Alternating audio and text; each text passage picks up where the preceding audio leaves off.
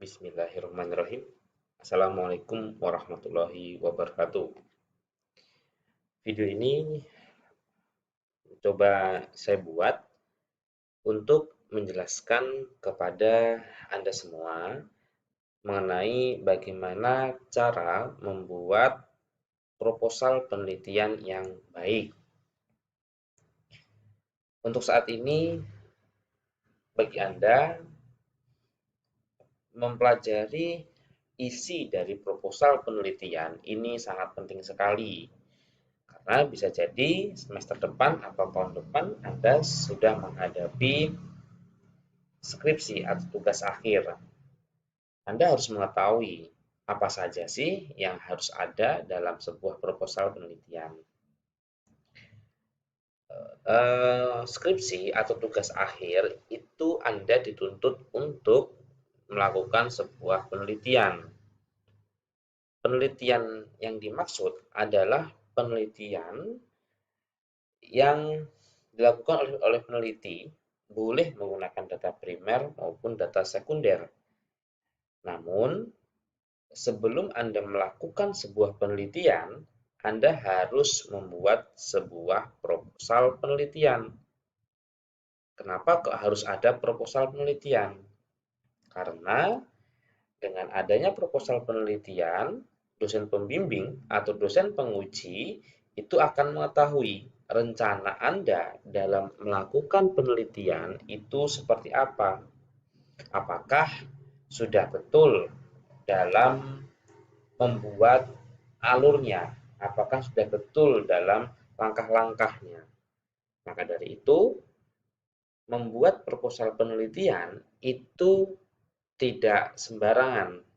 Harus ada aturannya, sehingga ketika orang membaca atau ketika penguji atau pembimbing pembaca itu memahami dengan cepat dan langsung pada poinnya. Perlu diketahui bahwa proposal penelitian itu ada 3 bab. Bab 1 itu adalah pendahuluan, bab 2 itu adalah tinjauan pustaka, bab 3 ini adalah metodologi penelitian.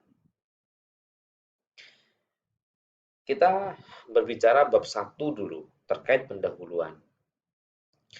Pendahuluan itu berisi evidence base. Apa itu evidence base? Evidence base adalah sebuah data dan fakta. Jadi di dalam bab 1 atau bab pendahuluan, data dan fakta itu sangat penting sekali. Anda tidak bisa menulis bab 1 itu seperti novel atau seperti yang cerita dongeng, tidak bisa. Anda harus punya datanya, Anda harus punya faktanya. Evidence base yang dimaksud ini harus mengerucut. Apa yang mengerucut? Yang mengerucut adalah hal yang dibahas. Contoh misalnya seperti ini. Hal yang dibahas pertama di paragraf pertama katakanlah mengenai evidence base di tingkat internasional. Terus selanjutnya paragraf selanjutnya membahas mengenai data dan fakta di tingkat nasional. Selanjutnya tingkat provinsi, terus selanjutnya data dan fakta di kota, terus di lokus atau lokasi kasus. Yang dimaksud dengan data dan fakta itu seperti ini. Jika Anda memiliki data atau memiliki sumber informasi dari jurnal ataupun dari laporan, misalnya yang mengatakan bahwa diabetes mellitus di dunia itu sekian persen menurut jurnal A misalnya, itu sudah data. Terus fakta, fakta ini bisa juga berbentuk data juga yang memperkuat di data yang utama. Jadi Anda harus data dan fakta ini sebetulnya tidak dapat dipisahkan ya, karena data itu ya berbicara fakta begitu di lapangan, fakta di lapangan. Nah, dalam mengerucut ini dari internasional sampai lokasi kasus ini menceritakan mengenai evidence based variabel terikat. Jadi ketika Anda penelitian, itu wajib Anda tentukan dulu variabel terikatnya apa, variabel bebasnya apa. Terus setelah itu di paragraf yang terakhir Anda jelaskan variabel bebasnya. Anda memilih variabel bebas itu gitu. Contoh misalnya, Anda ingin meneliti hubungan antara merokok dengan kanker paru. Berarti Anda menjelaskan dari internasional sampai lokasi kasus ini kanker paru. Tapi menjelaskan mengenai kenapa rokok. Nah, ini baru di sini. Kenapa kok nggak variabel yang lain gitu. Jadi rokok ini harus dijelaskan. Entah data, entah fakta seperti apa Anda harus menjelaskan kenapa Anda memilih itu. Atau mungkin bisa juga berdasarkan penelitian sebelumnya bahwa rokok ini sangat kuat ini gini-gini itu boleh, tidak masalah. Selanjutnya adalah tujuan umum sekarang. Jadi ada dua tujuan ya, tujuan umum dan tujuan khusus. Tujuan umum ini menggambarkan secara keseluruhan.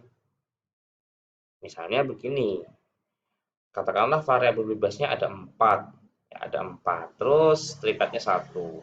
Berarti variabel tujuan umumnya adalah melihat faktor resiko variabel bebas terhadap variabel terikat. Terus variabel tujuan khususnya adalah melihat hubungan A terhadap terikat, B terhadap terikat, C terhadap terikat, gitu ya. Jadi masing-masing variabel. Yang perlu diketahui juga bahwa setiap kalimat atau paragraf ini harus nyambung satu dengan yang lainnya. Anda tidak bisa katakanlah di paragraf pertama Anda menceritakan internasional, terus tiba-tiba Anda loncat langsung ke kota Samarinda, tidak nyambung. Jadi harus ada berkesinambungan gitu cerita. Jadi tidak putus di tengah paragraf. Jangan sampai seperti gunting tempel. Anda dapat data, Anda dapat fakta, Anda gunting, Anda tempel tanpa Anda ceritakan kronologinya. Oke, ini pendahuluan. Nah, sekarang tinjauan pustaka. Tinjauan pustaka ini sebetulnya mudah. Anda tinggal melihat saja di buku atau di jurnal membahas mengenai tinjauan-tinjauan pustaka. Apa yang dibahas? Variabel terikat ini pasti yang utama. Terus selanjutnya adalah faktor-faktor resikonya apa saja. Ini juga harus disampaikan di tinjauan pustaka. Faktor resiko variabel terikat tentunya. Terus selanjutnya adalah ini untuk yang di kampus Muhammadiyah ini memang biasanya menjadi ciri khas ya. Anda harus menyampaikan juga kaitan dengan kajian keislaman gitu ya. Misalnya Anda meneliti mengenai apa ya, di kegemukan misalnya. Ini kan bermasalahan dengan masalah gizi. Anda cari di ayat Al-Qur'an tuh mengenai makan atau mengenai gizi dan sebagainya. Terus yang terakhir adalah bab 3. Bab 3 ini adalah metodologi penelitian. Metodologi penelitian ini yang saya sarankan sekali kepada Anda. Anda tidak mengcopy paste bab 3 kakak tingkat ya. Kenapa? Karena ini banyak kasus nih di mahasiswa saya. Mereka copy paste dari kakak tingkat. Yang penting ada isinya gitu. Tapi ketika ditanya untuk dipertanggungjawabkan, ini tidak bisa membahas, tidak bisa menjelaskan. Padahal sebetulnya ujian skripsi atau ujian proposal itu adalah mempertanggungjawabkan apa yang dia tulis begitu, apa yang si peneliti tulis. Makanya jangan sampai Anda mengcopy paste ya dari tulisan kakak tingkat atau orang yang lain. Selanjutnya dalam bab 3 itu ada yang namanya desain penelitian. Nah, ini yang Anda pelajari, desain kontrol, persepsional, cohort, eksperimental. Ini tergantung Anda mau pilih yang mana. Tergantung dari tujuan penelitian. Selanjutnya adalah waktu penelitian seperti apa. Ini yang paling penting ini, populasi dan sampel. Populasi dan sampel, ini nanti ada video khusus ya masalah ini, bagaimana cara menghitung sampel. Ini harus dimunculkan. Dan selanjutnya ada yang namanya kriteria inklusi dan kriteria eksklusi. Ini perlu Anda catat. Anda jangan mendengarkan saja, dicatat ini. Kriteria inklusi adalah kriteria responden penelitian yang masuk atau yang eligible dalam penelitian, dalam apa namanya ya, menjadi responden dan dia eligible. Jadi orang yang dia itu eligible atau cocok sesuai untuk menjadi responden penelitian Anda. Itu adalah inklusi. Tapi kalau eksklusi adalah orang yang cocok atau yang eligible masuk penelitian, tapi ketika saat penelitian dia tidak bisa mengikuti penelitian, itu adalah eksklusi. Contoh begini, inklusinya adalah seluruh remaja di desa X misalnya. Terus selanjutnya berumur 15 tahun. Terus katakanlah memiliki KTP, bukan ya, KTP belum punya ya. Berasal dari SMP X misalnya. Itu inklusi. Tapi eksklusinya adalah orang yang tadi itu ketika penelitian tidak bisa hadir. Contoh, yang pertama eksklusinya adalah sakit ketika penelitian. Yang kedua, tidak masuk sekolah misalnya ketika penelitiannya di sekolah. Atau yang ketiga misalnya, dia tidak berkenan untuk diwawancara. Yang keempat, memiliki keterbatasan dalam berbicara. Itu bisa. Tapi yang perlu Anda ketahui bahwa eksklusi ini bukan kebalikan inklusi. Ini perlu dicatat. Jadi Anda ketika di inklusi Anda tulis remaja laki-laki, berarti di eksklusi tidak boleh ditulis bukan remaja laki-laki. Ini tidak boleh. Jadi eksklusi itu bukan kebalikan inklusi, hati-hati. Terus definisi operasional. Definisi operasional variabel ini adalah pegangan peneliti dalam melakukan penelitian. Apa saja isinya di situ? Dalam definisi operasional ada definisi, ada kalau ditanya apa nih? Apa numerik, apa rasio, ya apa ordinal. Ini harus ditulis. Kenapa kok harus ada? Karena ini nanti berkaitan dengan uji statistik. Hasil ukurnya seperti apa? Terus cara ukurnya menggunakan apa? Ini harus diperhatikan ya. Terus yang terakhir adalah membahas juga di bab 3 itu mengenai statistik, ini pasti. Statistik ini harus sinkron, harus sesuai dengan definisi yang dibuat. Misalnya skala datanya kategorik lawan kategorik misalnya. Ini kan jelas chi-square gitu ya. Jadi harus sesuai ya antara DOV dengan statistiknya. Maka dari itu proposal proposal penelitian itu satu garis lurus ya antara tujuan sampai akhir. Jadi kalau saya biasanya saya lihat tujuan dulu, terus saya lihat kerangka konsep, terus dan seterusnya ya sampai ke akhir. Gitu. Baik, mungkin begitu saja video dari saya. Semoga bermanfaat. Jika Anda rasa ini bermanfaat untuk kepada bermanfaat untuk Anda, silakan Anda share ke rekan-rekan Anda. Baik, mungkin sekian. Terima kasih. Saya akhiri. Assalamualaikum warahmatullahi wabarakatuh. Halo, salam akademia. Welcome back to my channel, Christian Duga Dendi. Pada hari ini, saya akan memberikan tips and trick di dalam menulis bab 4, penelitian, baik itu skripsi, tesis, maupun disertasi. Nah, di dalam bab 4, isinya adalah hasil dan pembahasan. Oke, sebelum itu, Bapak Ibu bisa klik subscribe channel saya, Christian Duga Dendi, untuk mendapatkan informasi serta ilmu yang berguna bagi Bapak Ibu serta teman-teman semuanya. Oke, di dalam bab 4 ini, perlu saya tegaskan lagi bahwasannya mohon diikuti pedoman penulisan penelitian, baik itu skripsi, tesis, maupun disertasi, di tempat Bapak Ibu sedang mengemban ilmu. disesuaikan dengan kampus universitas yang Bapak Ibu sedang melakukan perkuliahan. Oke, di hadapan layar kaca Bapak Ibu, di sini sudah ada contoh bab 4 hasil dan pembahasan. Nah, untuk yang pertama, bisa juga dilakukan adanya gambaran umum perusahaan atau gambaran umum subjek penelitiannya itu di mana. Ya, Bapak Ibu melakukan penelitian. Tadi organisasi, institusi, atau perusahaan. Kemudian yang kedua adalah di sini saya coba langsung mengambil deskripsi data.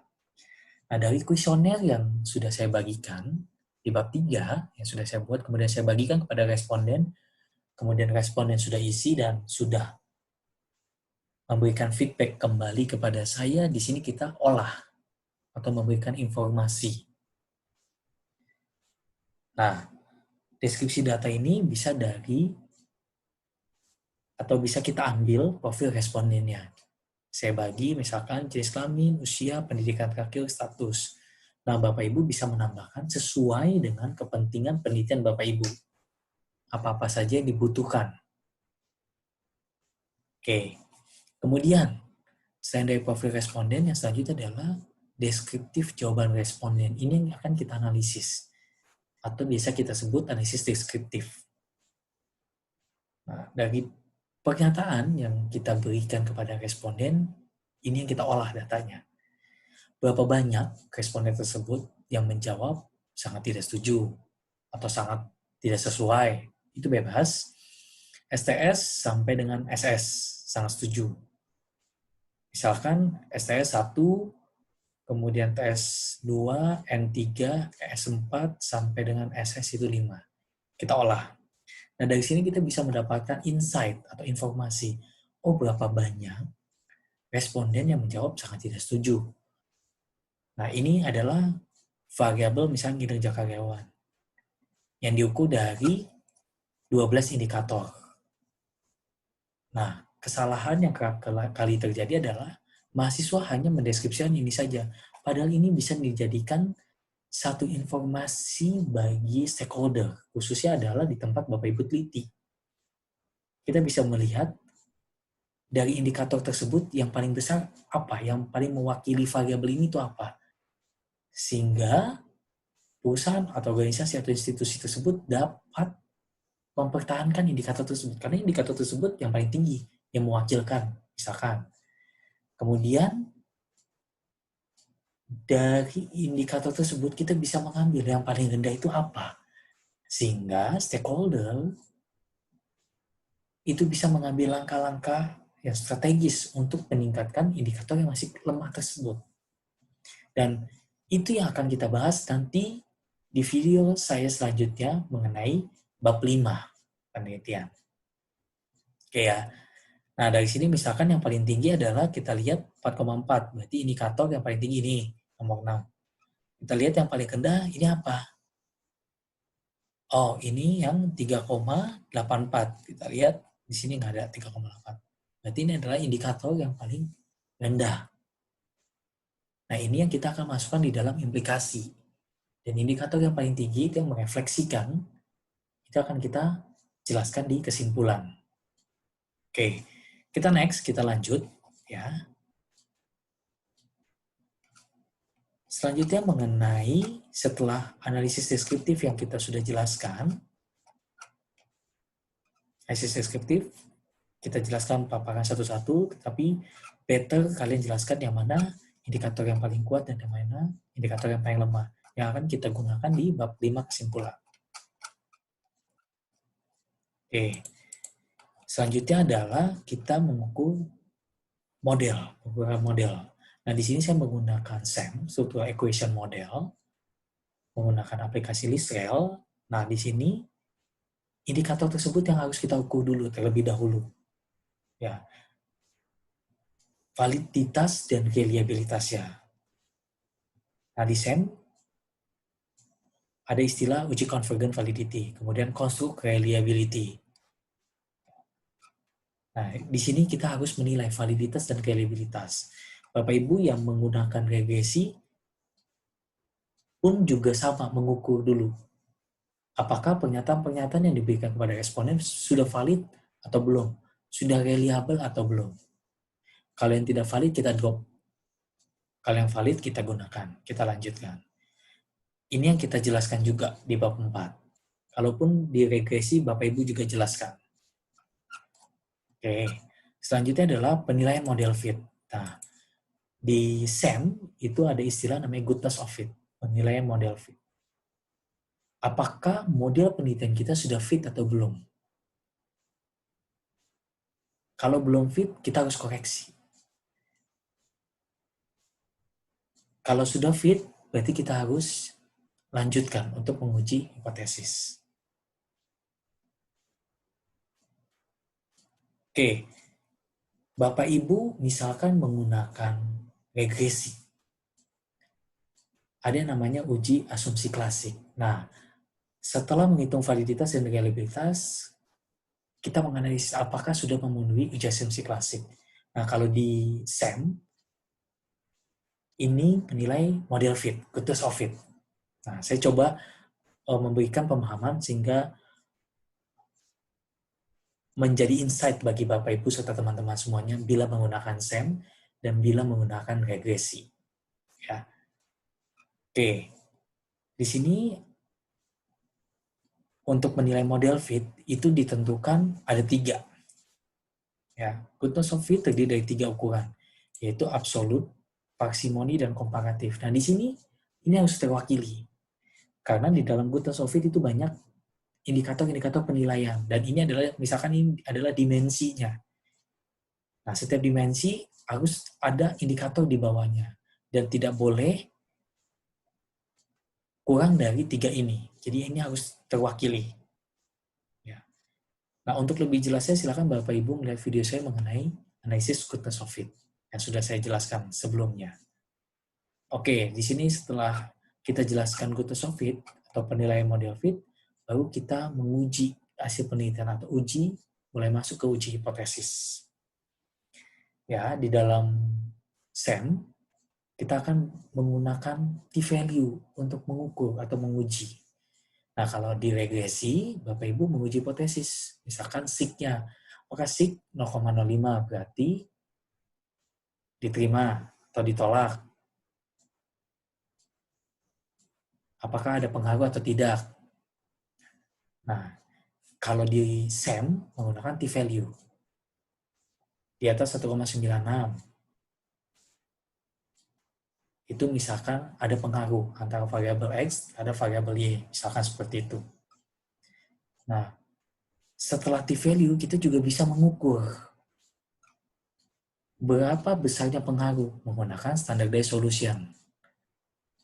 Untuk menggunakan atau untuk tutorial Israel sudah saya juga jelaskan di video saya sebelumnya. Silakan Bapak Ibu bisa cek untuk tutorial menggunakan Israel. Kita ingin melihat besarnya pengaruh. Kita klik standardized solution. Oke, setelah itu baru kita jelaskan adanya hubungan kasual. Nah, ini saya coba jabarkan di sini. Terdapat cukup bukti bahwa misalkan kompensasi berpengaruh positif terhadap motivasi kerja, dilihat dari t-value-nya. Kita bandingkan dengan tabelnya. Bila lebih berarti terdapat cukup bukti. Ya. Kemudian bersama strukturalnya. Nah, di output listnya juga pun ada, sama seperti SPSS. Kemudian adanya pengaruh langsung, pengaruh tidak langsung, dan pengaruh total. Di output listnya pun ada. Nah, kita juga harus jelaskan berapa besar ya pengaruh. Kalau misalkan ada intervening di dalamnya, ada pengaruh tidak langsung, juga kita harus jelaskan berapa pengaruh tidak langsungnya. Ini uji hipotesis based on dari hasil output list scale tersebut. Setelah uji hipotesis yang tidak kalah pentingnya adalah salah satu yang paling penting di bab 4 adalah pembahasan. Nah, di pembahasan adalah tidak cukup hasil hipotesis dan perlu diberikan meaning atau informasi. Misalkan hipotesisnya, terdapat bukti kalau ada pengaruh nih, based on hasil statistik yang sudah kita olah. Kemudian kita sandingkan dengan penelitian-penelitian terdahulu. Apakah mendukung penelitian kita? Apakah menolak? Misalkan penelitian kita berpengaruh, mendukung penelitian sebelumnya juga sama. Misalkan penelitian kita tidak berpengaruh, ternyata di penelitian yang lain berpengaruh. Apa perbedaannya? Misalkan di subjek penelitiannya beda. Misalkan cara menentukan sampelnya beda. Dan lain sebagainya, itu harus kita jelaskan. Apakah ada gap di situ? Ya, itu bisa jadi salah satu bentuk novelty kita. Nah, setelah kita jelaskan, kita sandingkan dengan literatur, berbagai teori yang ada di buku maupun di jurnal, khusus untuk mahasiswa S3, itu sudah harus diminta mengenai novelty. Ini. Nah, setelah pembahasan, kemudian novelty. Apa novelty-nya? Apa kebahagiaannya dari penelitian ini? Ini yang harus dijelaskan. Apakah tadi yang sudah saya sebutkan? Misalnya di penelitian saya tidak berpengaruh, ternyata di penelitian yang lain berpengaruh. Apa perbedaannya? Apa gap-nya? Kemudian misalkan yang kedua, di penelitian saya ini ada pengaruh tidak langsung. Ada hubungan variabel intervening yang belum pernah ada di penelitian sebelumnya. Tuh, misalkan yang kedua. Atau yang ketiga adalah model penelitian saya lebih komprehensif atau lebih kompleks. Dan belum pernah ada model-model penelitian yang sebelumnya. Itu juga bisa kita jelaskan. Ya. Sehingga pada saat kita mempertanggungjawabkan hasil penelitian kita sudah jelaskan secara tertulis. Ya, kita deskripsikan. Nah, ini salah satu contoh. Misalkan modelnya yang sebelumnya ini. Nah, kita bikin model yang baru ini, misalkan. Ini adalah salah satu bentuk kebaharuannya. Oke, mungkin itu saja mengenai bab 4, hasil dan pembahasan. Semoga video saya dapat memberikan insight dan makna, dan dapat membantu penulisan Bapak, Ibu, serta teman-teman yang sedang melakukan penulisan penelitian, khususnya di bab 4 ini. Terima kasih, Bapak Ibu semuanya, dan salam akademia.